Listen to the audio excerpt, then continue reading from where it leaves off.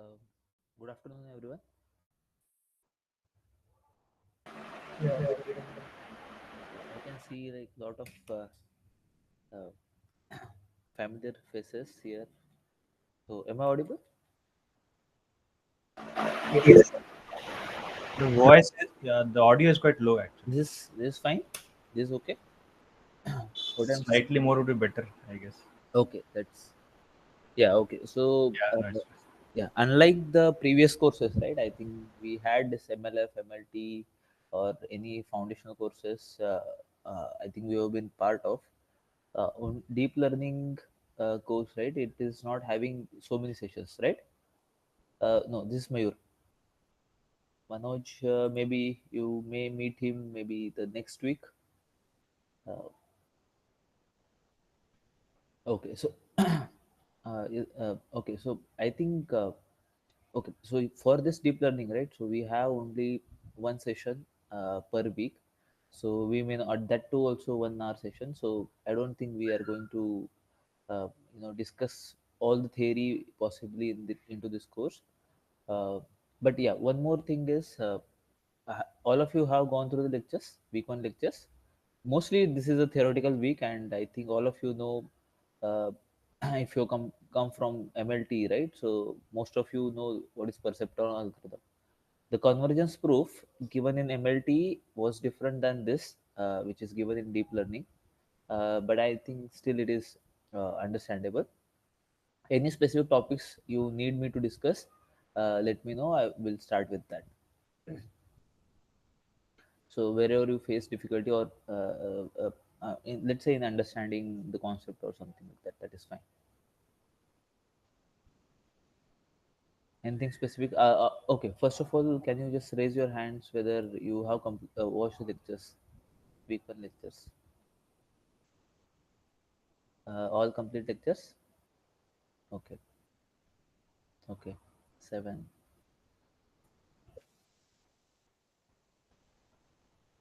Yep. Yes, I am. Yeah. I also remember you.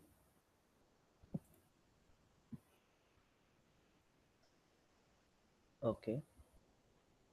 So yeah. Okay, fine. So I understand that quite a few have watched those lectures. Those who are not right. So maybe uh, okay. How should I start doing this session? Can you just tell me whether if you have watched the lectures, if you have because see, half of the part of it is kind of theoretical, right? So mostly it is related to how this history regarding this deep learning, I think that is mentioned. One core part is this perceptron learning algorithm, and I think some of you have seen this Boolean functions. Yes.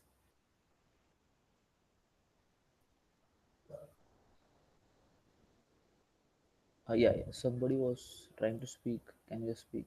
Yeah. yes, sir. Actually, I think the history part is actually removed from the term. It is not there in the portal. Sorry.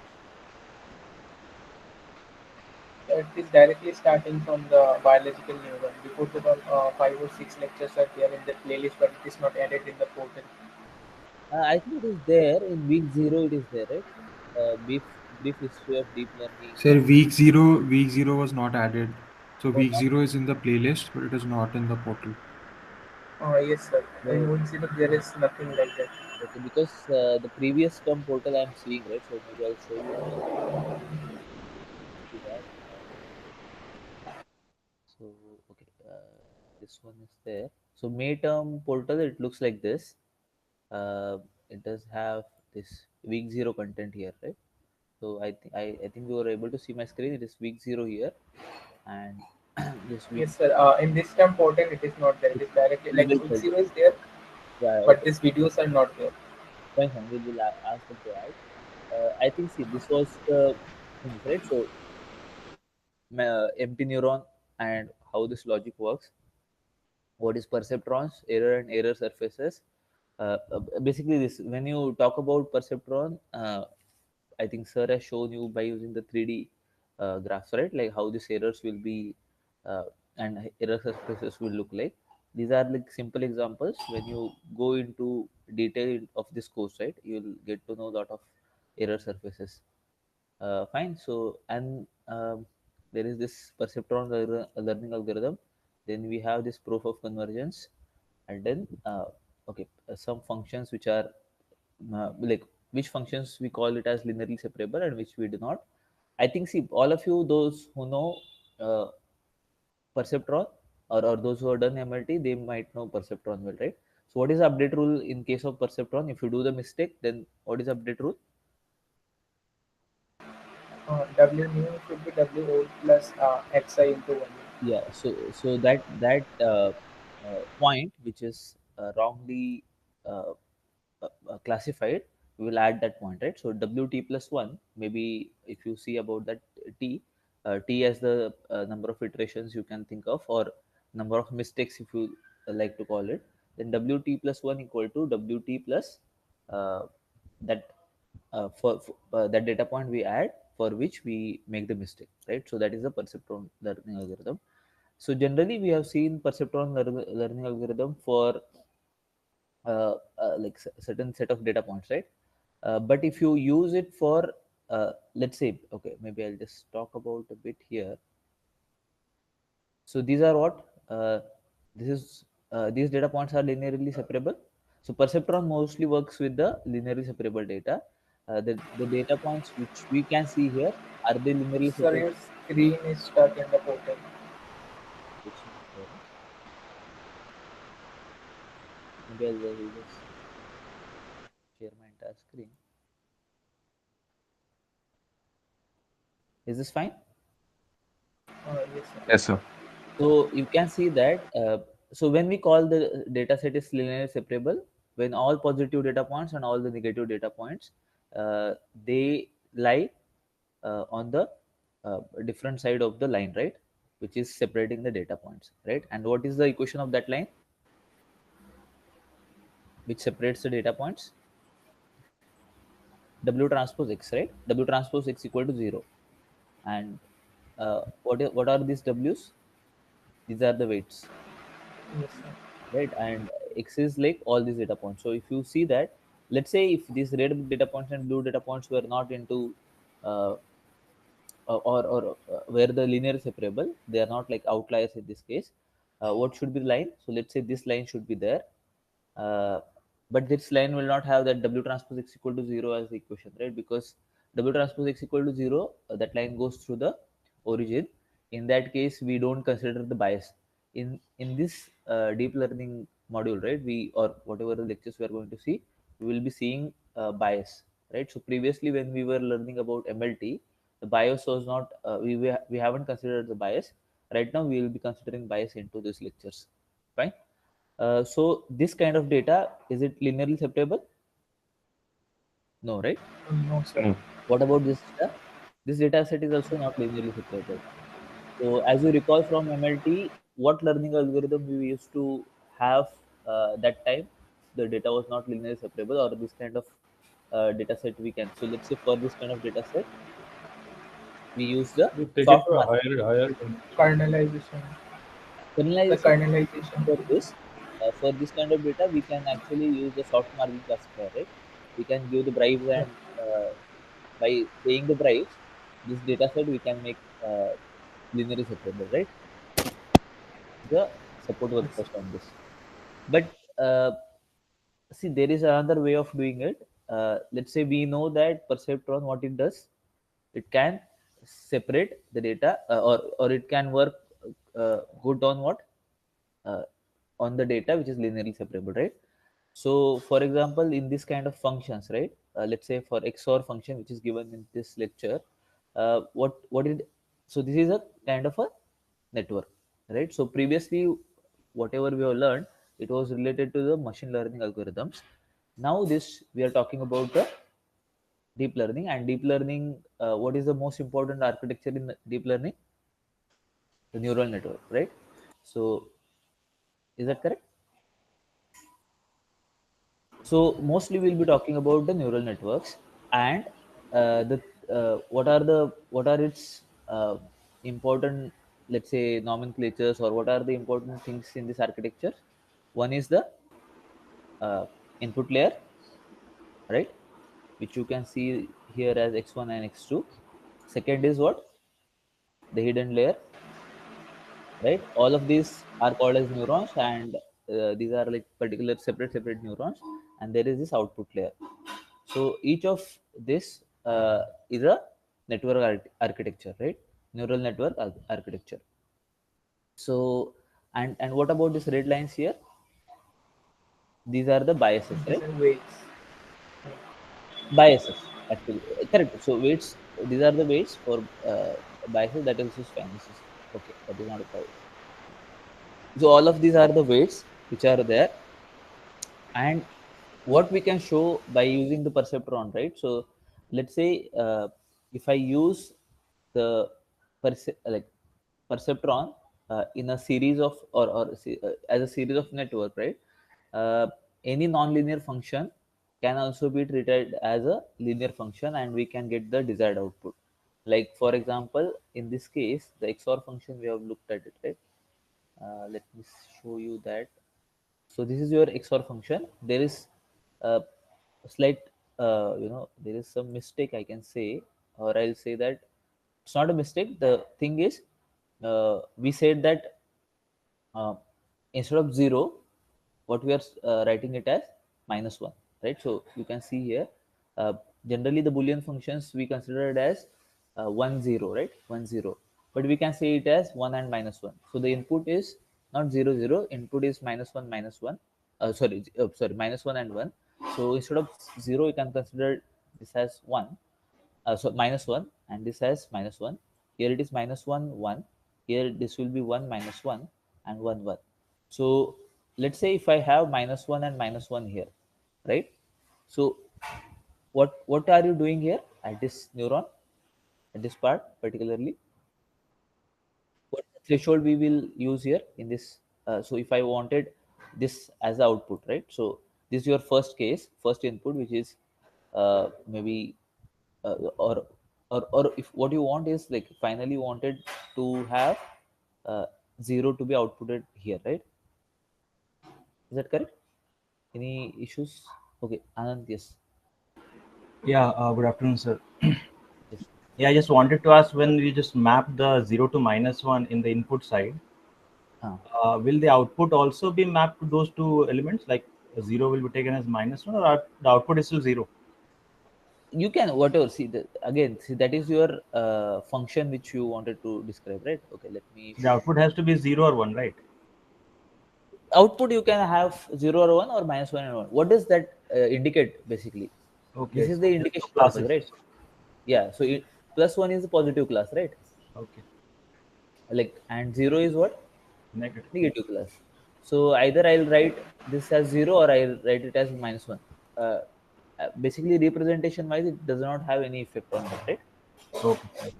So Sir, actually, I think like when updating the like, weight vector of perceptron, if we multiply that by 0, it will be like not make yeah, any it will go difference. on Like 0. Yes. it will be 0, right? So uh, that's why I think we are using -1 to Yeah, like yeah. correctly represent the sign. Yes, yes. Correct, correct. No, that is correct. So that is for this purpose, right? Like mathematically, we wanted to have this one, but in general, what does that mean? So 0 also, that means we are saying that it is a negative class, right? Or to differentiate that there is one point which is different from other, right? Correct? Yes. Yeah. So that's correct. So mathematically, that's correct. The intuition wise, what is it? Uh, we are actually representing it by One is representing positive plus, positive. another is Yeah, representing negative. yeah, that's right. Fine. So what this is happening in here is that if I use perceptron, so here we are having using one perceptron, here another, here the third one, and here is the fourth one. So if I use four different perceptrons, right, they will output things which is h1 here, h2, h3, and h4. So these are the output of the hidden layers, right? So the output of the hidden layer will be independent of the, or okay, output of the each neuron of this hidden layer is independent of the output of the other neurons, right? So if I use perceptron in this case, uh, they will independently work, and the function which is XOR function here, uh, we can actually so XOR is is it a linear function or not? Linearly separable data set? No, sir. No, No, sir. XOR is It's not not. not linearly separable. I think we have that,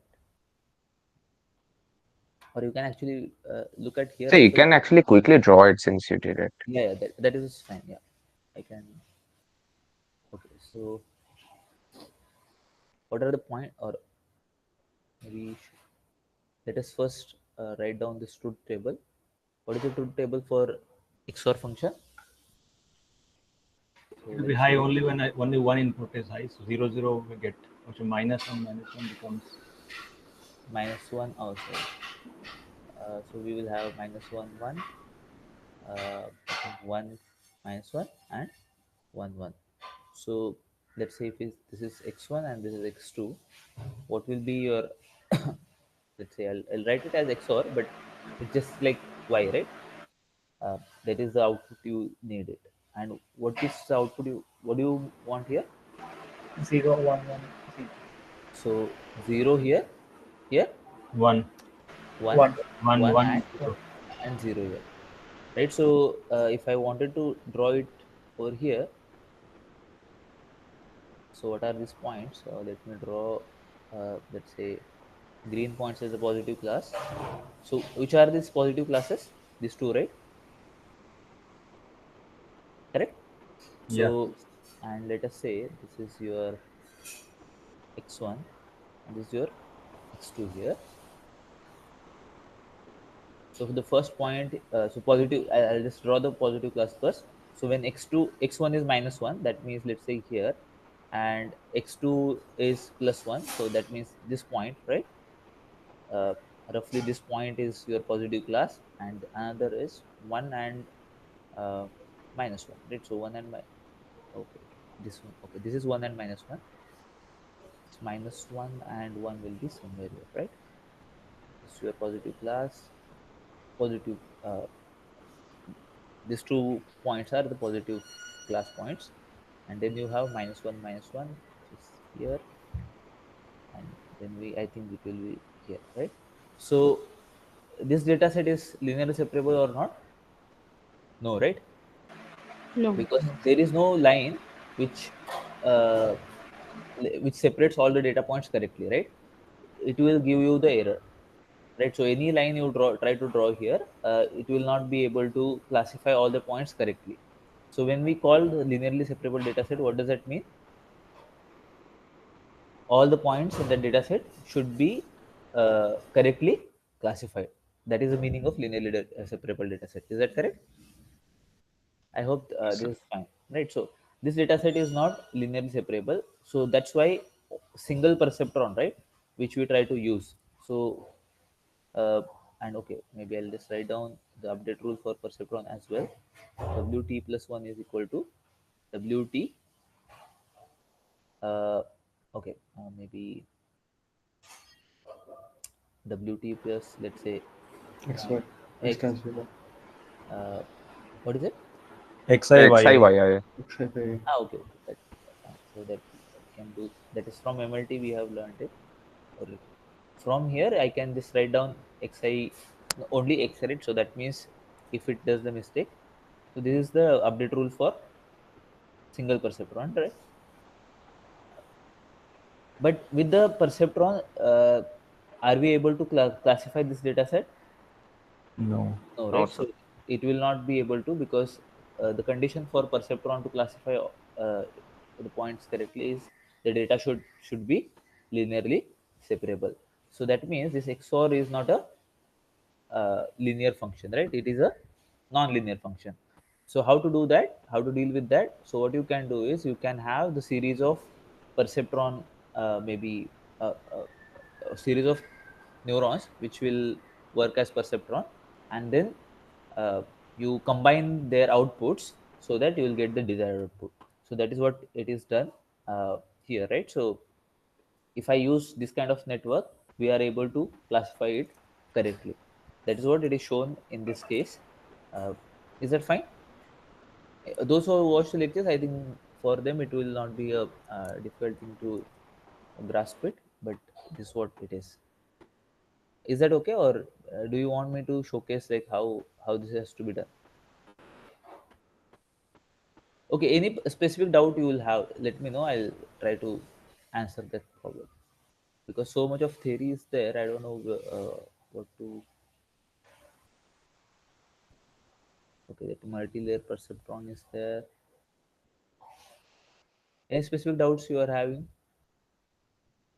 Since it is mostly the part of MIT, I don't want, maybe you already have done that, so I'm not sure whether.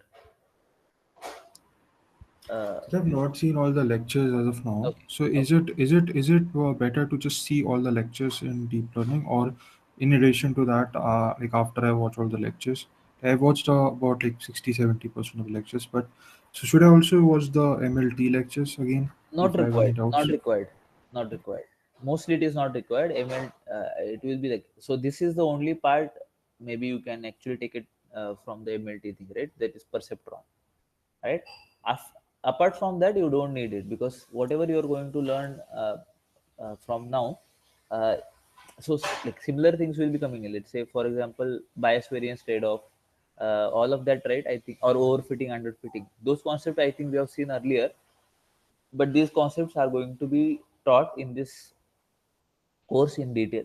So you don't need to again watch all the things from MLT. At least that is not needed, because in MLT is a course which is mostly, related to your mathematical analysis, right? This course is not that much mathematical heavy. This is about like different what do you say, concepts, right? Like mostly it is a theoretical course. It's going to be like very theoretical course. Not much of the mathematical things are required, except I think week 3, where you will be dealing with uh, what is this backpropagation method, right? So this is neural networks. I think this is the most backbone of this deep learning, right? Backpropagation method, which is going to be mathematical heavy, possibly, right? That is where you are going to see the mathematics a lot.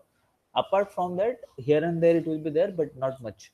So mostly, like I think until week 6 or 7, right?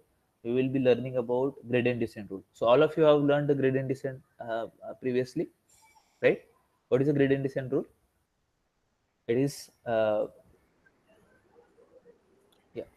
yeah. Anybody So want to? we updated in the right direction. We start with any like we start with any variable, right? And then we just go into negative of our derivative direction, or gradient direction, negative of gradient direction. We move towards that in order to get the minimum number or maximum number if Right. it is convex function, Right. concave function. Yeah, so the gradient descent, we are going to see a gradient descent in much greater detail in this lecture, right? So generally, the gradient descent update rule is what? It is, let's say, if I just talk about the W's, right? So W t plus 1 is equals to what? WT, right? That the, because it's again, gradient descent is a iterative algorithm. Uh, so at time step t, what is the weight minus, there will be a learning rate, right? And Gradient. gradient, right? So it may be the gradient of a loss function, and at what, WT, that time stamp, right? I hope all of you remember that. What do you mean by loss functions? I think that you should be carrying it from the MLT. What is the loss function? So in case of classification, the loss function is 0 1 loss. 0 1 loss, right? Yeah. Correct. What about this one? Uh, For regression, regression, it's a squared error Mean. loss. squared error loss, Some right? So, squared error or mean squared error. so Yeah.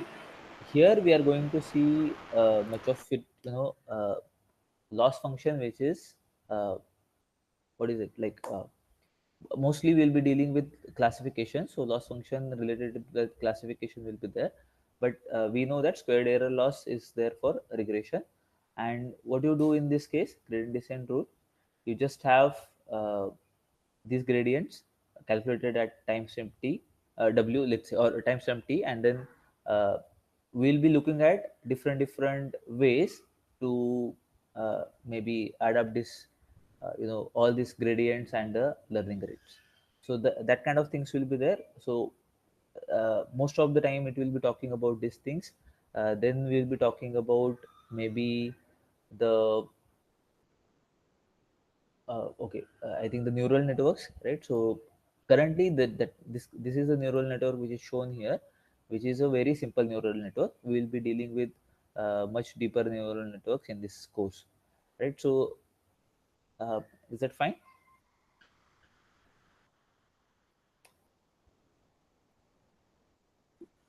So can you zoom, sir?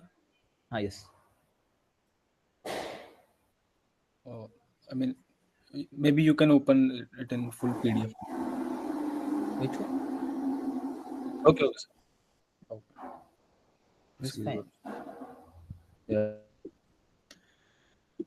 So this is a like simpler architecture where you can see that this is the input layer.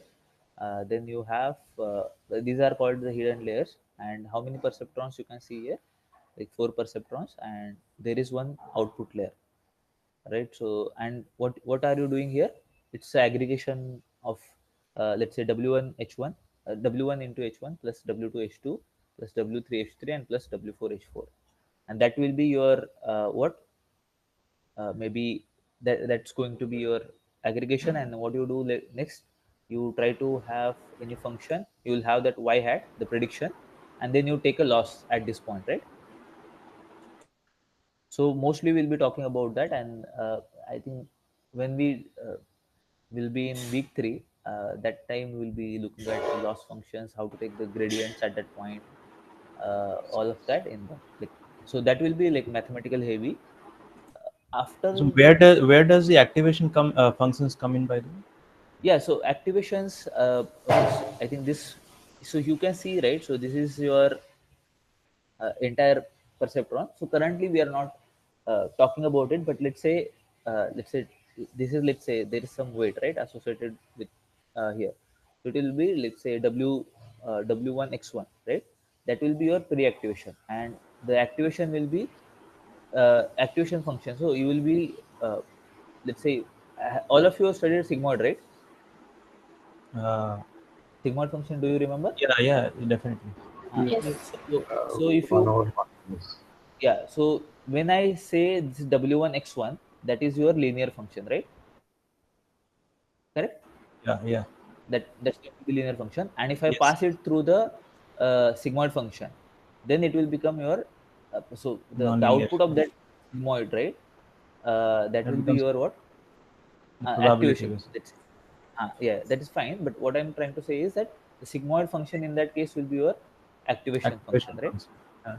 And there is a pre-activation which is the linear function to that, kind of like that. So this is the output of the first neuron. Then, for example, the one H1, which is the output over there. So that will be after the activation, right? Huh? I mean, Your one? the output of the first neuron, Yeah. So or I maybe mean, any neuron will basically yeah, that will yeah, be it's your one. Correct. that So will be result of the activation, right? let me show you one thing. Maybe in this same fashion we'll try to see that. So maybe I'm using, so let's say this is x1, right? These are the two neurons. So this x1 is the feature vector, right? Yes, feature. So basically, in this course, if you think about it, these are the features basically, right? X1, x2, and for each example, you'll have different. So let us say if I have this data matrix, and you have this x1, x2, let's say xn, right? These are what features, right? And let's say okay, and then if this is n cross m, so what are this? Can I just write these things here? What does that mean? X1, 2, or sorry, yeah, maybe this L X and 2. So what are these here? These are the examples, right? So I'll just call these are the features x1, x2, xn. So this is like for each example, these are the features, right? Or these are the values. For another feature, there will separate values. Is that okay? Do you understand that? So X1 is basically a multidimensional vector, right? The x1 we have written down, that should be actually having, Okay, so not it. Okay, and in our case will be n number of, so m column, right? So yeah. So okay. Sorry. In this case, it shouldn't be like this. It It should should be be like one column, it's right? just 0 1. I mean minus 1 or 1. It's a binary thing. yeah. In this case, so right now in first week we are looking about like 0 1. So we can extend it.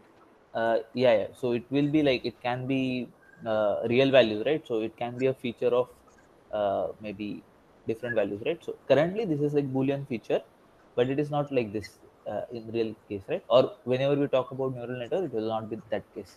Right now it is shown like this, but So that it's a will one-dimensional only. It contains only 0, 1 value, right? it. Sorry. Like it's one-dimensional, right? It can take 0 or either Or 1. it can, yes, or it can take any real value. That's what. Okay, okay. So So in for the signal, for just yeah, for one example, you can think of this is one vector, right? okay. These two values. For this is for one example, or maybe you can say one data point. For another data point, it will have different values, right? Like that. So maybe I'll just okay. So this is way, right? You can just think about this way: 0 0 0 1 1 0 1 1. So when I pass for one example, this will be two values, right? 0 0. This second example, this third example, this fourth example. Is that okay? So, sir, each x1 is a scalar, like x1, x2, each of them are scalar and combinedly they are vector.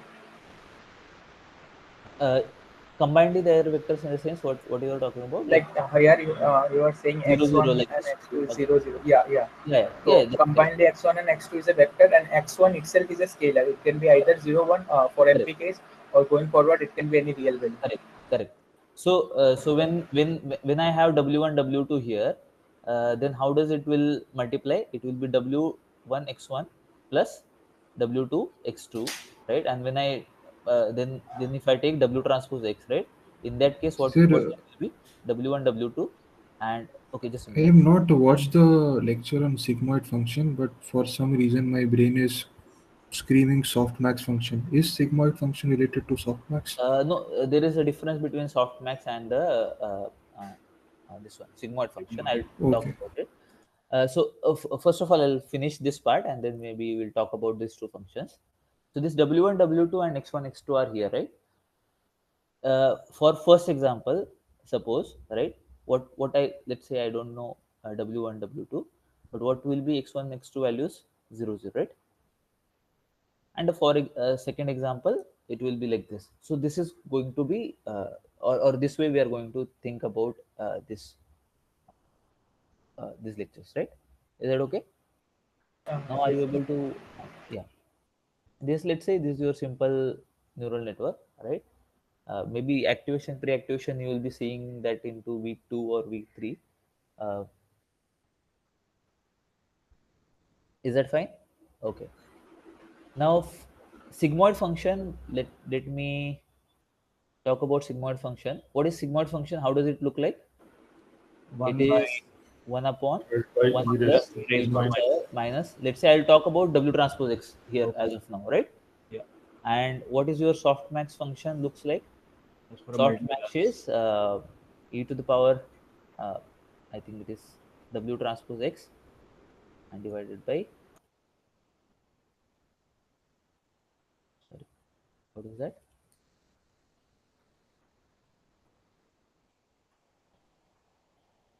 I think this is like this, right? E to the power, let's say W1, I think W1 X and divided by, Summation of all the I think this is negative. wi summation of e raised power wi xi x summation over I actually. So, Yeah, sir, yeah, it's one value divided by all the values. It's something Yeah, like that. yeah. that's correct. So you can take yeah. The So denominator is denominator is one. summation. Denominator is summation. Yes. So either you can think about this, or maybe I think this is like this. Right? If I'm, I don't know whether I'm forgetting it, but I So think this the is So above for one is general I. case, So, so the above was I. The summation below was sum over j to k, and the above was W transpose xi. So it's something like that. You take one and you sum up all the rest. So, sir, probability calculation somewhat. Yeah, it's okay, but So for the class I, it will be I in the numerator, and denominator contains all the sum. W, right. Yeah. W1x, W2x, and so on. Correct, correct. So that is fine. So for now, you understand, right? This one. This Yeah, is okay, right? Yeah. So that is the difference actually in sigmoid and the softmax, right? That's how you calculate the probabilities. This is the so in this case, I think you get the normalized values, right? In the softmax. in any case, that's a probability, so we have to Yeah, normalize. yeah. And sigmoid, I think you just get the values between only 0 and 1. You will not get the other values. I think that is the difference between. Softmax should give us a value between 0 1. No, sigmoid will give you the value between 0 and 1, right? This is anyway, that is a probability given to me. What about softmax? Softmax is also, I guess, the Yeah, it should also give the between. probability of the ith class. Correct, correct, correct, correct. That's correct. Like it's favorable for multi-class when we have. Yeah, yeah. So more than one classes, right? Okay. Anyway, this is going to be Sir, come for to the. both of them, the range is between 0 to 1. Yeah, that's true. But there is a difference for Sigmoid is for binary class and softmax is for multi-class. Yes, multiplex. both Yeah, both indicates the probability distributions, but for multi-class we have soft, and for the binary we have correct, sigma. correct, right, right. Fine. So, but that is fine, right? So that at least you understand this part, right? The only thing I wanted to show is where is pre-activation and activation comes in. So this part here, when we calculate W1 X1, that is what your pre-activation, and if you pass it through, let's say, okay, I'll call this sigmoid as sigma function, and if I pass it through this sigma of W1 X1, then that is called as your activation function, right? Is it Okay. fine? Yeah. So that is the difference. I anyway see all of that. It will be coming into the next lectures, so you need not to worry about it. So what you do is you just calculate all the probabilities here, and then at the end you have to take. So this is your true label, and whatever you calculate from all of this, right? All this computation, that will be your predicted label. You take the difference between it. That will be your error, right? And from the error, we know how to calculate the. So that will be your loss function, basically, right? And then you will have to do the back propagation, and that I think it will become in week 3. So that will be that week 3 will be mostly very computational based or mathematical based. Afterwards, I think after that week, we will be talking mostly about this gradient descent rules, right? How does updates will be coming in. Okay. uh, any issues in this week 1, any particular? Hidden layers are like the combination that can be taken with X, all the input, right? Yes, One like can 0, 1, 0, 0, 1, 0, 1, correct, 1. correct, correct. And we are calculating the probability which activation, sorry, yeah, which This activation can will, go to this also, right? And this also can go to this. yes, yes, Yeah. right. And we are calculating the probability which will activate in the hidden layer, right? So Uh, I'm just asking, like, is it how the activation layer is working? Like, the more the probability of like 0, 0 or 0, 1 or 1, 0. no, it is not like that, right? So basically, everything depends on your weights, right? So, Yes. so how? See, finally, you'll have to check how. Okay, any linear regression. So we have seen machine learning, right? Previously, all of you know the machine learning thing. Yes. So let's say a simple case, linear regression case. What you used to do, you have different lines going through the data points. Is that correct? Hmm. Suppose I have these few data points here. Let's talk about this perspective first, and then we can understand this. So uh, for this data point, or these data points, what do you think the if I wanted to have the linear regression, so I can have this line going through it, right? Or I can have another line going through these data points. I can have another line going through this, right? What are the equations of these lines? Let us say it is w1 uh, w1x, right? Okay, X1. Okay. right? And that is, let's say, my prediction. Let's say y1 hat. This is w2x, and this is w3x. So how do you decide that whether which line is a best fit line? Look at the differences The between. lowest loss. So I Less know loss. that, yeah. So how do you do that? So you take a square loss in this case, right? You try to see that, okay, for each of this line, and what is it y1 hat will look like. Let's say if I have n data points, it will be w1. Okay, when I say w1 in this case, it is a vector of like small bits, right? W1 w2 to w1. Is that correct? So w1 x1 plus w2 x2 and up to w1 xn, right? That was my prediction, and minus the true label, right? Or basically it will be okay. Y, when I talk about, this is a That's a vector real again. variable. That is a vector, right?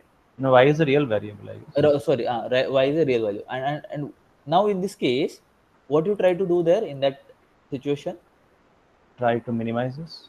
try to minimize this Convex error, function. right? Error, or Yes. in this case, loss function you can call Loss. about, right? And then based on that, you decide what is the value of this w's, right? Yes. I think I done the mistake here, but yeah. Sir, then for the first layer, like from input to first hidden layer, the Hmm. weights are decided by us, like No, what you do is you initially randomize the weights, right? Or you initialize with the random weights. Fine, you so. can give For any example, weight. we are solving like some like problem related to some specific field, maybe. So we can ask the domain expert, maybe, to give us what should be the importance of this feature, and that can be selected as the Yeah, that is weights. fine. That is okay. So you can talk about the features, right? Which are the important features, and accordingly you can initialize the weights. Let's say in the domain Yeah. expert. So basically, these weights are actually decided by us from input layer to the hidden layer one. But after hidden layer one to hidden layer two, the weights are based upon the computation, right? Not like that. See, that's what I'm saying. It doesn't require that I should be knowing these weights in prior, right? Or from input layer to hidden layer, or from hidden layer to so you're saying that I know these weights, right? In from input Yeah. layer Yeah. to the hidden layer, and I do not know the weights from hidden layer to the output layer. That's not the case. Yeah. That's not the case. The thing is, let's say I initially randomize, like, or initialize with the random weights for everywhere, and I can Okay. actually learn all of these weights. So how to learn? So there is a method which is backpropagation method. This is also not like very difficult thing to do, which is basically what how to learn, how do you learn weights in the case of linear regression, Gradient descent, sir. Minimize the loss. That's it. or you learn it through the gradient descent, right? Yeah, that is one You, computational way. yeah, you what you do is you take the gradient at each time stem, and then you try to see that whether we are improving on it or not, right? Yeah. So normal equation is also another group of Normal weights. equation also is there. So normal equation is by using the linear algebra. I think it is x6 transpose. I think pseudo Pseudo inverse. Pseudo inverse. inverse XOL. That's right. That was the equation. But how do you get that? So here we know that, like, from linear algebra, we decided based on the what, loss function, right? So what you Yeah. do is your aim is to what, minimize the loss, and generally this is through this gradient descent rule, right, which is an iterative method. What you do is each time step you try to see that whether whatever weight I get, they are correct or not. Similar thing we apply here. So with respect, okay, let's say if I have some random weights, I will see what is the loss. Correct. If the loss is higher, what you do is you change the weights, right? You change the weight, and there is, okay, this is back propagation is a method to change the weights. And now with that changed weight, you just again check whether this is the or if I reduce the loss or not. If it is reduced, right, then it is fine. If it is not, then you again do the same method. Is that okay? No, okay, sir. Got So it. you are trying to learn weights, and there is no guarantee, or there is no way to know what are the weights from input layer to hidden layer as well, right? So I do not know. The one thing you can think about is that, okay, I know from the domain expertise that these are the important features, and so that I can have the higher weights to them. But still, it will be like a complex thing to do. This is because whatever you are seeing here, right, is a very small neural network.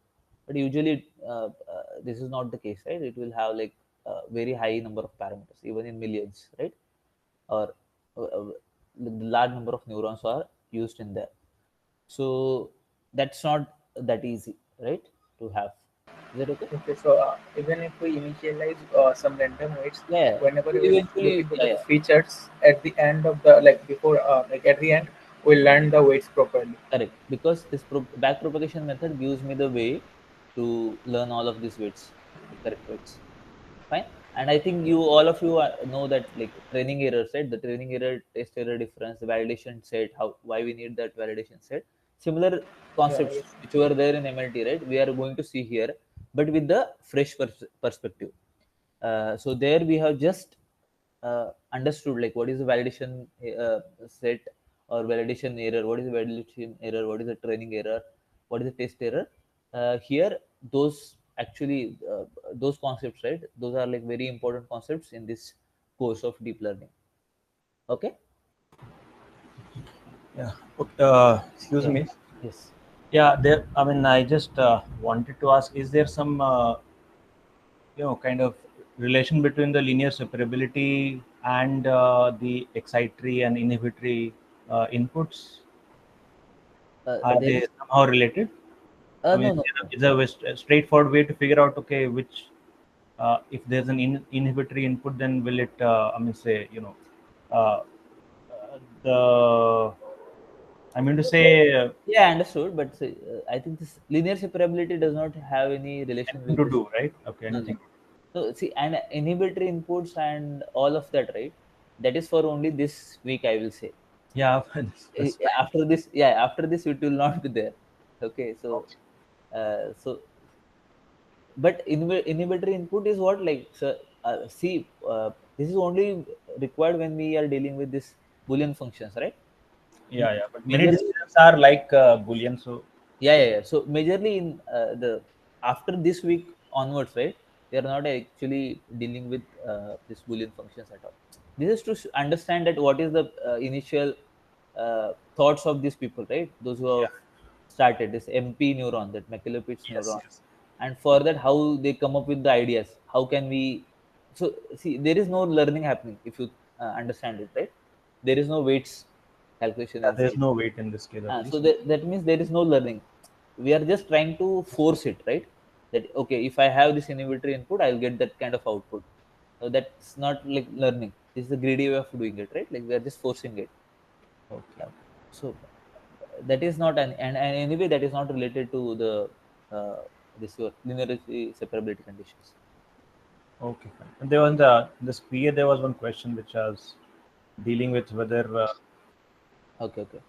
So No, that's no, why. it is Anyways. not. It is not there. Yeah. Okay, fine. Thank you.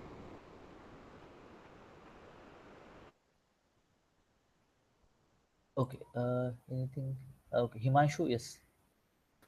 Yeah, sir, can you go to that slide? In that, in the last video, they have taken, sir has taken an example, right?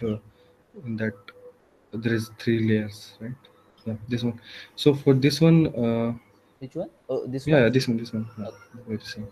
Yeah, here we are taking W as minus 1 for this, like W1 is minus 1 and W2 is plus 1, right? That's what we are taking. And there is a threshold we have specified minus 2. Hmm. So here there is no activation function is taking, No, right? no, So it is not there. So here it is not dealing with that things, right? It's like because here in that neuron, right? They just use perceptron. They are not using actually some other things. So this yeah. activation, pre-activation, everything comes in later stages. Right now, it's not there. So the setting will be the same, right? So the entire Oh, the yes, yes, layers will be same. yeah, So yeah. how it will be incorporated in this? Like for now we are, based on the threshold we are firing the neuron, right? So uh, the threshold will be replaced by activation or anything else will happen. Yeah. Uh, okay, it's not like that. Again, uh, see, this is it's a very basic thing which we are doing it here, right? I just told you, right? So the activations, pre-activations is like just the calculations, right? to understand what is happening there. So for example, I'll just try to show you this one simple example. If you talk about if this is x1 and if this is w1, what will I get here? W1 x1, right? Yeah. Is that correct? And now I'm not like importing that assuming that threshold. What I just do is I'll have this sigmoid function over it, and I'll just take the output of like what will be the output? It will be sigma of w1 x1. Sigma is what? The sigmoid function, right? So basically, sir, this activation function is like incorporating non-linearity in our Yeah, like that's correct. That's network. correct. It is It is the actually primary objective of the activation function to correct. bring non-linearity, right? Non-linearity, yes. Okay. Right. So and in case of perceptron, what you are doing, you're just saying that okay, there is a threshold, right? You just give me this w1 x1, and if this value, whatever the w1 x1, if this is greater than or equal to some theta, then I will just say that yes or no, right? Based on that. So here you're just adding that, and if you add these two functions here, right? Then in that case, this we call it as pre-activation. This we call it as activation. That's it. Okay. Okay. So here, so actually, what we are doing here in week one is we are trying to build what is the like intuition behind all of these neural networks, and once it is built, right, then we go into the deep neural networks. So this we call it as like maybe shallow neural networks, right, which is not of any use basically for whatever you see the technological advancements, right? Mostly it is related to the deep neural networks, not this kind of networks. Perceptron anyway, this is the end of it. After that, maybe you will not hear about perceptron more. Okay, sir. Okay. And one more thing, like in the practice assignment, there's a question. Can you explain that fourth question? I'm not able to understand what the question is trying to ask. Week one practice. Yeah. Practice assignment, question number 4.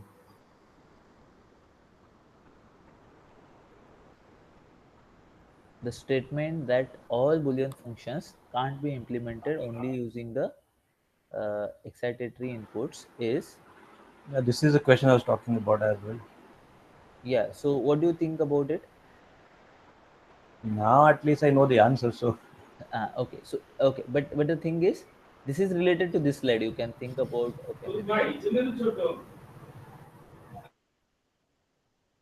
I think so. Okay, first of all, we'll have to go to that part, right? Do you remember where it is? Okay, not here as well, right? Where we use this excitatory and inhibitory inputs. What do you mean by excitatory? Sorry.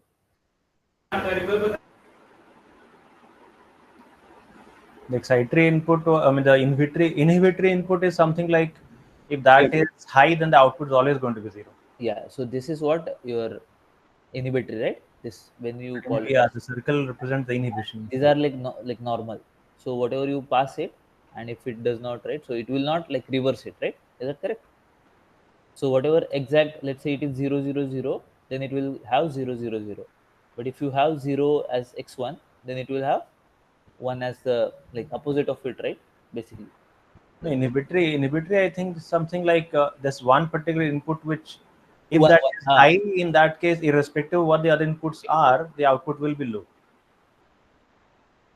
So that in that case, the other, if the inhibitory input is high, then the other input do not matter. Is it so? That is what we have. Yes, sir. If any That item is what they were saying. Okay. then the output will always be 0. Okay, fine. Okay, that's okay. So what the statement that all Boolean functions can't be implemented only using excitatory inputs is Well, so at least that becomes true if true, the right? Yeah. yeah, Of they course, was on talking Boolean about functions, separable. They're talking about linear separability or nodes. This was a point of confusion. I mean, how does the excitatory and inhibitory input determine this kind of no, it separation? will not. It will not, right? It shouldn't be, right? Basically, Okay, what is the, I think that should be the answer, right? So let me see. No, we just know the answer because at least that not get can be implemented. Okay, so it is what the statement is. Not all in Boolean functions All can Boolean be implemented. can't be implemented. Can't be implemented only using excitatory inputs, right? And it doesn't depend actually basically on linearly separable. That is fine, right? At least you understand this part. It is not independent of, or it is independent of whether they are linearly separable or not, right? Yeah, that should be. Right. So, and only for some Boolean functions, why it is written as, uh, because there is this function which we saw, XOR gate, right? XOR, it cannot be solved using what? Excitatory inputs, right? Because it's not linearly separable. That's why. That is also, no. Linear, whether the data is linearly separable or not, it shouldn't matter basically, right? Yeah, that should not matter at least for this. See, that should not matter. First thing, okay. Okay. Anyway, that is like, The statement is a bit confusing. see, all Boolean functions when it is written, it can't be implemented only using the excitatory inputs. So this is saying it's true for some Boolean functions, but then it's talking about all Boolean functions. Okay, that's where it is the problem, huh? Okay. Mm. All Boolean functions, okay, true for some Boolean That is functions. a given statement. All Boolean functions can't be implemented only using excitatory inputs. Okay, that it shouldn't have the sum also and all as well, right? In the statement. Okay. Hmm. If we can figure out some Boolean functions which can be implemented only using excitatory input, then we find the statement to be false. See, some Boolean functions definitely implemented using excitatory inputs. Is that correct? That is correct, I guess, right? They can be This, implemented. see, these all functions, and function or function, They are all excitatory inputs. they are all excitatory inputs, and they are implemented using what, the excitatory inputs, right? Yeah, that can be done. Uh, but there are some, like The for statement example, says can't be. hmm, The statement says can't be implemented. okay, I think it is a negation of negation, something like that, I guess. So that's kind of, so it is saying that all Boolean functions can't be implemented. Is it true or Only not? using excitatory. Okay, okay, I don't know. So we at least know for like for example this NOT gate we can implement it by using the inhibitory input. So excitatory inputs are those which are independent, which are not independent or not, right? It can be anything else. It can be independent or dependent. Is that right? Independent, dependent on what? On each other. It need not necessarily to be independent. Sorry. Yeah, excitatory inputs are something which can be. In fact, all the inputs are independent of each other in this case, No, see, except for inhibitory. they are independent of each other, but when you, But you have inhibitory input high, then they become dependent on that. That's what my understanding seems to be. correct, that is correct. So now x1, x2, and x3 are there. So in this case, let's say, but you will add them, right? Anyway, at the end. In this case, we are aggregating, so we just add. Yeah. So basically, we're aggregating here. In this case, input is 1, output will be 0. Okay. Oh, can you slide up a bit? That's where inhibitory is defined actually. One more slide up. Yes, it says circle at the end indicates inhibitory input. If any inhibitory input is 1, the output will be 0. 0, yes. So basically, we input x1, we input 1, but then what goes into the function is 0. Correct. That is correct. Okay. I don't know. Maybe that's.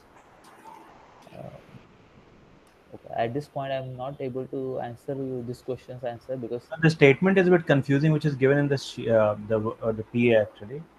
The idea itself seems to be clear, but the statement is a bit confusing because in one place they're saying all Boolean functions, but just the option says the true option says for some Boolean function. yeah, that's what there basically I had like clear idea, but then when I when you told me that this all and this sum, right? Okay, then I just got. Sir, if you go to second and third question, sir. So now, if you see, not made in India is the variable which is inhibiting. It means it is not useful, but I understand, right? Hmm. So No, your voice actually lost in between. What you trying to say? Not made in India. yes, sir. I'm just saying that we can refer from it, right? Like a not made in India, Hmm. but the way they ask question, na, it doesn't make sense. That's why they call not made in India inhibitor input. If you read the question, sir, they say whether a particular user will buy a smartphone or not. Okay, suppose, yeah, in the next line, the user buys the iPhone at least if any of two applications are present and reject the phone despite the other specification if it is not made in India. Now, both the conditions are there. If it is not made in India, then he reject only, and uh, despite the other, if not made in India is false, right? Let's suppose, Hmm. Hmm. then then he is rejecting it. Yes, in this case, if not made in India is actually true, then irrespective of what other specifications might be, he is going to Yeah, reject it. he is In going to that be sense, right. it If is not made in inhibitor. India is, Hmm. Okay. So that's determining the output in this situation. If the inhibitory input is high, then it doesn't matter what the other inputs are, the output will be zero. That's yes, what yes. we seems to. Now they like means if it is true, then it doesn't depend on other variables. So other variables are useless at that time. Maybe that's what Hmm. I understand. No, that is correct. No, that is correct for inhibitory inputs. But what about this question? So, Sir, I asked this question. So, I want to understand the statement. I don't want to jump to the conclusion that which option will be correct and what will the answer. I'm not thinking about that. I'm just wanted to no, understand this statement. So, like for example, we have x1, x2. So there are 16 Boolean function possible, right? hmm. So in that scenario, what it means to be like cannot be implemented using exist So, existatory so input. okay, in that case, it is very easy, right? So let's say you had the 16 scenario, right? Let's say x1, x2. Okay, I will just show you where it is, very below. This way below. See, this is what it is, right? And in that case, so these are your excitatory inputs, right? All x1 and x2, correct? Okay. And if I use these excitatory inputs, and let's say there are these two XOR and not XOR, they are not uh, like we are not able to produce the uh, results, right, using only excitatory inputs. Is that correct? So out of 16, for two we are not able to find out the proper solution, right, using this MP neuron or only using this x1 x2 things. Is that fine? So these are all Boolean functions, right? F1 to F16. Correct. These two inputs are excitatory inputs. Mm-hmm. If I use them and if I'm able to represent or implement these functions, uh, are they are we able to do that? No, right? Not all, right? Only there are few Boolean functions we can't be able to implement it. Okay. So there's so the x1 x2 will be 1 1 in this case, right? So input they are talking about like The inputs can excitatory be inputs, right? x0010. These are the inputs, right? 0010. Yeah, Just but they are talking about that they are not talking about inhabited input, right? excitatory means what? What do you understand by excitatory? Like the the input that influence the neuron to fire, right?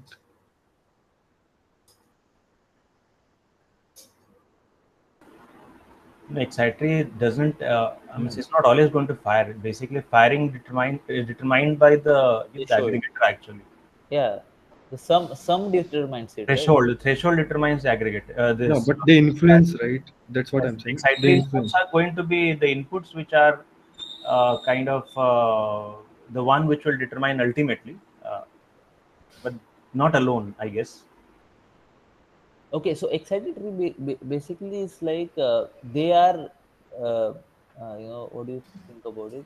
They are going to be a part of it, right? The part of that sum, right? So they influence anyway your output, right? Okay, maybe I'll just write down so that it will be clear. Excitatory is like kind of a normal input only, right? So maybe I can say that x1 plus x2 is some greater than some, let's say, theta. Theta is the threshold value, right? And you have x1, x2, and suppose my theta is, let's say, 1. So what does that mean? X1 plus x2 will be greater than 1. And now my input is x1, x2 as, let's say, 1, 1. Will that affect the final firing here?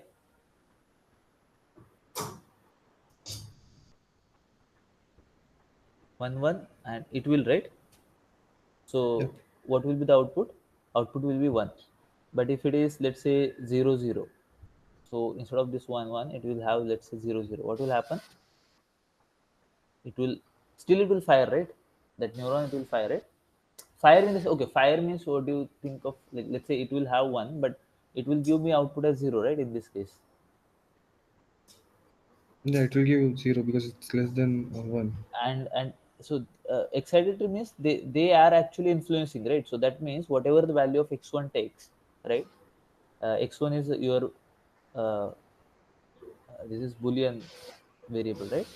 That means it takes only these values, but the value taken by x1, does it affect your output?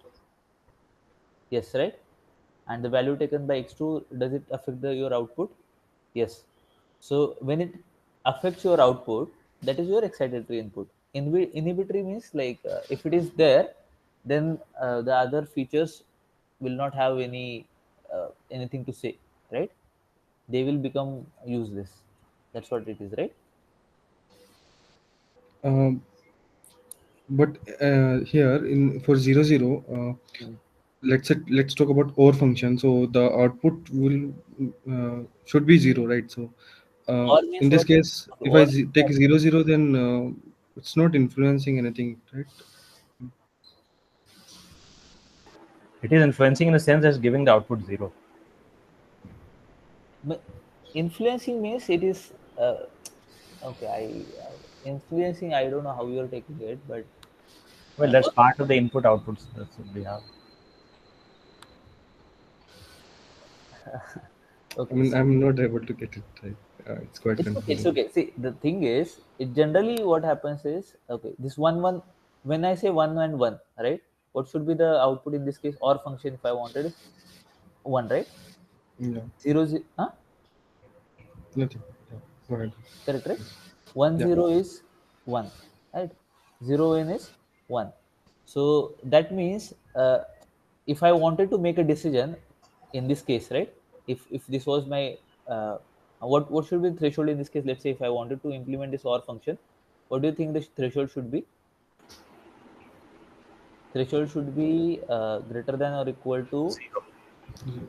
0 should be, no? greater than or equal to 0. Then this will not be 0, right? No, not greater than equal to 1. Greater than or equal to 1, right? Yeah. Huh?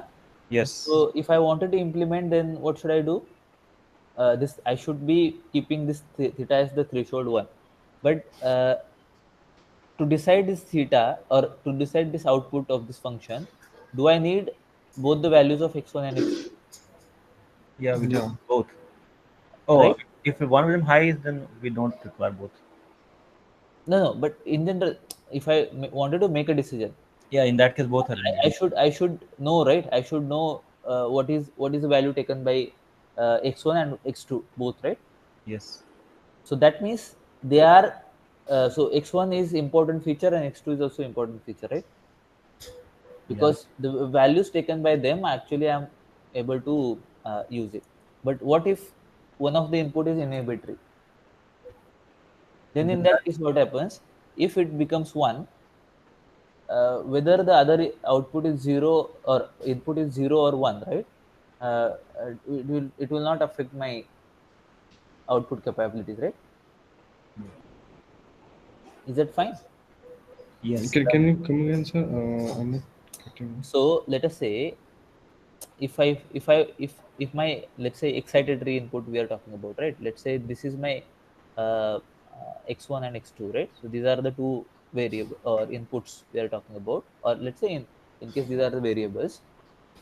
If I have this, if I wanted to have this aggregation here, uh, the output here, will it affect the value of x1 and x2, or is it, let's say if I need to see, right, whether x1 is 1 and x2 is 1, then my sum is going to be 2, which is greater than the threshold value.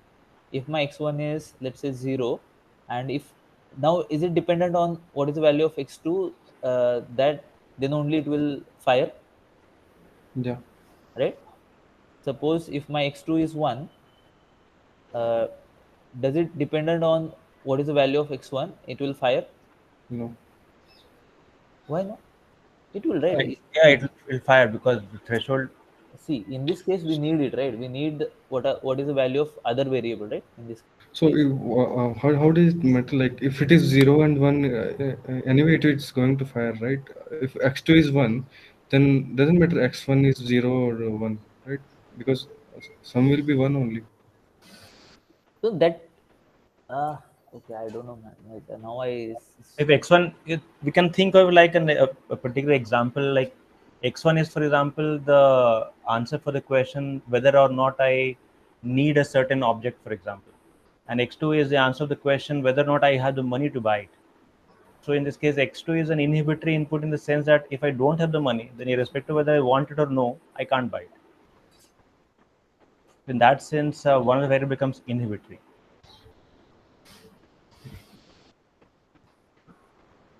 inhibitory means what, if that variable is on, right? So the other variables, it does not matter whatever the values it will take. Yeah, that's what we want. And excitatory is what, like all the variables matter to take the decision.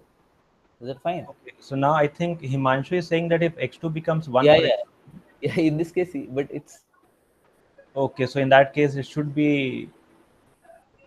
what he is saying is, if x2 is 1, then it doesn't matter that whether other thing is 0 and 1, because my threshold is 1. Yeah, but the output should have been. The point is, if x2 was high, then the output have been low actually. So that is what I think. If it will 1, the output should have always been 0, irrespective of what x1 would be. Then it will become inhibitory. Okay. But see, okay, that's if you understand it, it's fine. If it is not, also it's not a problem, right? I don't know. There is no other way I'm having to, describe it right now. But the thing is, it doesn't matter anyway. In this course, also the inhibitory inputs and excitatory inputs will not take a part much, right? Because all the things are going to be around the weights of the weights which are there in this neural networks. Is that okay? Yeah, maybe if we got Yeah, you anything else, see. then I we think can what you do discuss is, later. no, Himanshu, what you can do is, maybe you can just go through the lectures once more. That same lecture, right? So Yeah, you that could will, also yeah, yeah, help. Okay. fine, okay. Yeah. So shall you stop now then? If nothing Yeah, else, yeah. Thank you for the time. Yes. thanks, guys. So actually, I have a doubt. Yes, Vaibhav. Can clear it. Yes. So actually, I was going. I did the practice assignment and graded. So there was one doubt. Ki, the weight. Sometime like initialization of the weight actually depends upon the W naught, which we need to identify. Like if you want to get a rough idea of what is W naught, or what kind Bias. of W naught, is it positive, negative, or what it is. So it depends upon how we initialize the W1 and W2. Suppose like for the AND gate, if we initialize the for AND gate, we should be initializing the W1 and W2 as 1. And for NAND, they should be initialized at -1 and -1. So is it like, can we understand like when to initialize it what, or there are some kind of rules? Because if I do it in the opposite direction, I'm not able to reach to the result. I would like to get is it the W naught is positive, negative, or whatever it is. I So understand. just I was okay. So basically, this is whatever you are looking at it, right? That is like you already know what answer you want. For example, this AND gate you talk about, right? So we Yes. know what is the logic behind it. So what is that? like if I have these inputs, what is it input? Like let's say, okay, if it is a Boolean function, then how many values each x1 and x2 take? 0 and 0 1, right? 0. And how Yes. many possible combinations of these inputs will have? Let's say 1 1, 1 0, 0 1, and 0, 2 0. 0, right? These are the possible combinations if I have only two values and the two inputs, right? And my AND gate, Yes. so I know, let's say I know what should my output is, and what is that? Let's say 1 into 1 is so Okay. basically 1 0. 1, and other time 1 it's 0 0 0. 1 0 0 0. Yes. so I am forcing this MP neuron, right? The concept of MP neuron is that what I am forcing it. Like if I know exactly what is the output is. Now I'm just saying that this bias, right? Let's say W naught term, which I should be having, right? Basically, bias is for what? Is for theta, right? The threshold, Yes. right? So Yes. we are getting it from the threshold. So either you decide the threshold first and then you uh, do it accordingly, or kind of like that. So in this case, we are not learning anything, uh, right? We are not learning the weights and all. We are just saying that okay, if this I wanted, I will do this way. Is that okay? So I'm just saying that this both the weights W1 and W2 is equal to 1 and 1, right? Fine. Okay. And now okay, so if I wanted to implement this function, what should be the threshold value should uh, be equal to? So Mm, can you think about it? it will be W naught plus x1 plus x2. And Huh. in this case, it should be 2, I guess. Or, sorry, 1. Whatever. 1 or 0? 1. Yes. Uh, It should be strictly greater than 1. So basically your line is like, like this, right? So your aggregation is like this, right? So the aggregation is uh, this one. Let's say W1, sorry,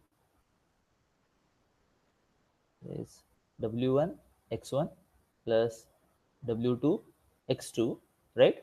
And I need to decide what is that W naught, right? So basically, or minus theta, or you can think about this W naught also.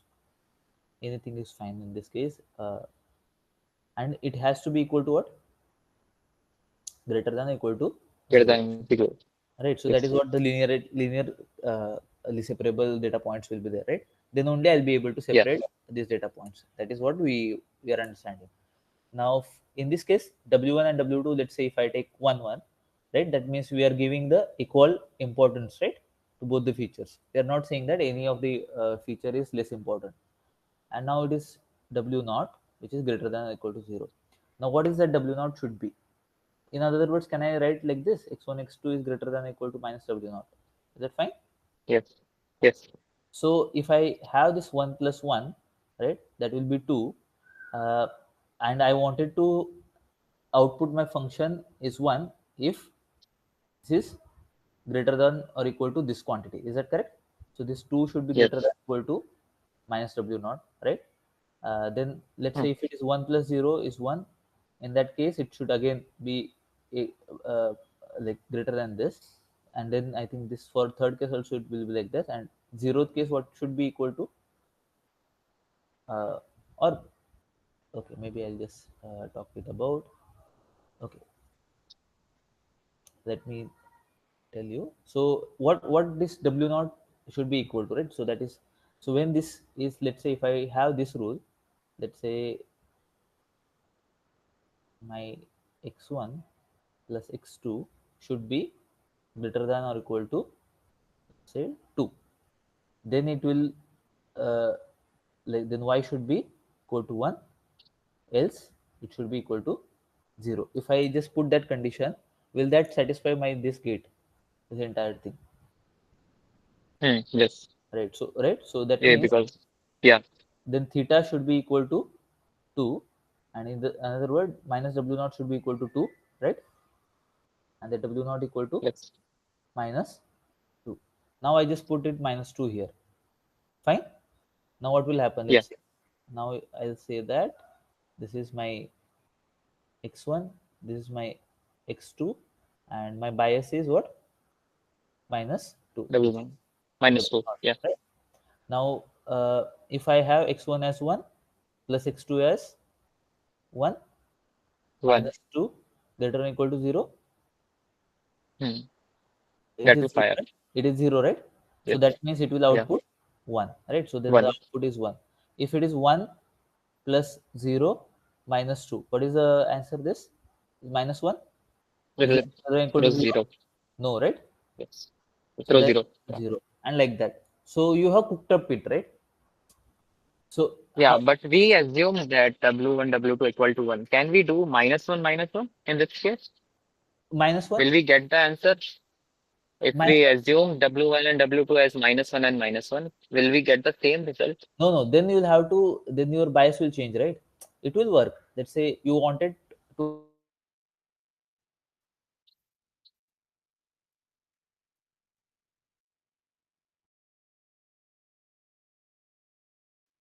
it will have only two things, right? Either positive class or negative class, right?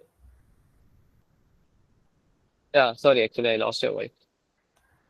Am I audible Can you now? repeat that? What Yeah, I'm yeah. saying is, see, these Boolean functions basically, do you know about the Boolean functions? What they generally talk about is like only two values, right? It will have either 1 Yeah. or 0. Suppose you don't want that 0, if you wanted that to be -1, then what that will become? No, no, no, but not about that. About the weights. If weights are, so we initialize them as 1 and 1, Hmm. W1, W2. Hmm. If we initialize them as -1 and -1, will we still get the same? Okay, then I think that, okay, so you're saying that minus x1 minus x2 should be, and let's say minus w naught should be greater than 0, right? That Yeah. your line. Then it will again become Yes. x1 plus x2 plus w naught, right? Greater than 0. And then I think this So it bias. should be less than equals to 0. You're Yes, it should multiplying be by less than negative, equal to right? 0. Okay, yeah. So they will go to that left hand side, right? Okay, less than or equal to 0, right? So in that case, the bias will be, let's say if I have -2, will that work or not?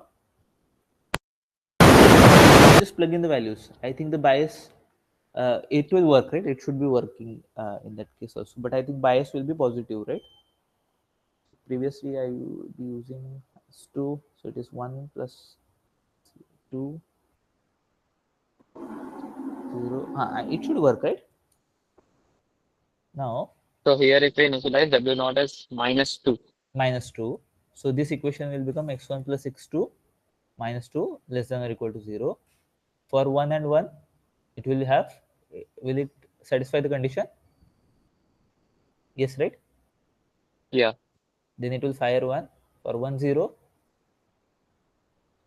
1 and, But it will still fire if we do 0 and 1. so now I think it will But it be, should not fire.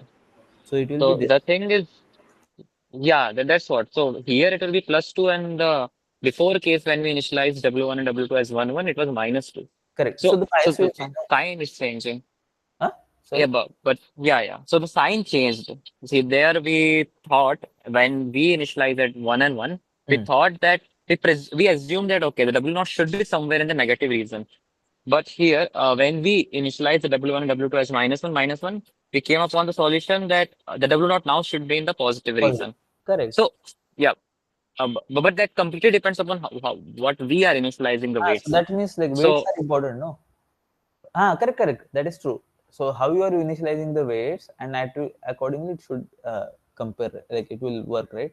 We are, see, basically uh, what I'm trying to say is um, you are not learning and anything. that's, yeah, yeah, I understand that. But in the graded assignment, I know you won't tell, but this is what I'm saying. In the graded assignment, there was a question where we need to actually identify the W0. But that in that case, actually, it was not given anywhere. Okay. So where which There was, was some question. Just go down a bit. hmm? Go down, down. Yeah, this one. This one? This no, the before one, the before one. Okay. Here.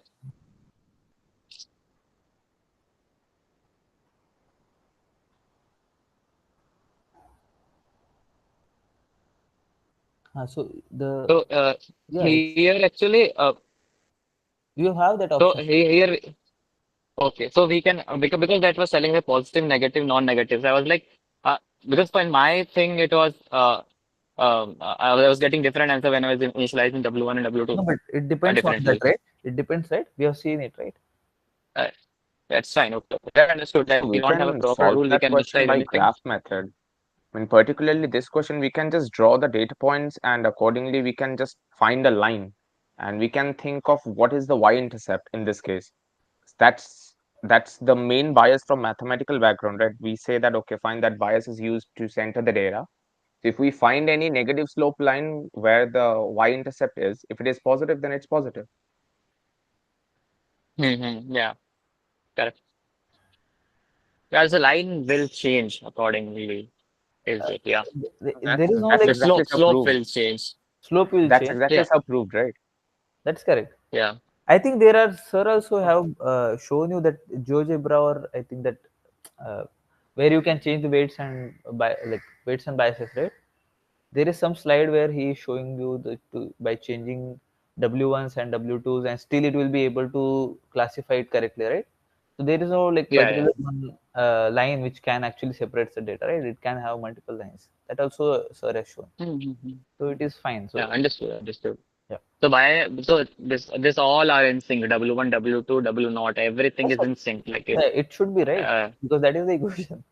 It is correct. I think it is Yeah. correct. Yes. Understood. Okay. Yeah, yeah. Understood. Thank you so much. Yes, Piyush. Yeah, sir, I was actually asking me the concepts are understandable from the lectures in YouTube, but like in the degree level, we have seen like very less question to practice. For example, in MLF and MLT, we had much questions to practice. So how Yeah. to prepare for quizzes? See Like that only this hardly is 15 to 20 question per week is there, including TA and GA. yeah, but see, I think so. If you see this week one, I don't know how many questions you can generate it out of it, right? That's again the problem, right? So maybe you can Yeah, so see. but for quiz we have to prepare that because along with the knowledge, grades also matter. So Yeah, that is correct. That is correct. So yeah, okay. Anyway, we'll talk about that too. This first week, right? As we okay. progress, we'll talk about the quiz also. Quiz perspective it will come at one point of time, right? So how we Okay. can get the marks and all. Is that okay? Yeah. Yeah. Fine. So for now, I hope all of you understood all these concepts in week one. Basically, it is like major idea is from the previous weeks only, right? Or previous course, that is MLT, MLF. I think all of those courses, and few new ideas about the Boolean functions. That too, I think not very no like foreign for all of you, right? I think it's like somewhere you have learned about Boolean functions, and that is what we try to implement using the network, right? Network of perceptrons. But yeah, from next week onwards, the real things into the deep learning will start. So yeah, fine. So thanks for all for joining the session. I hope you're yeah you're fine with this session. Okay, thanks. Thank you.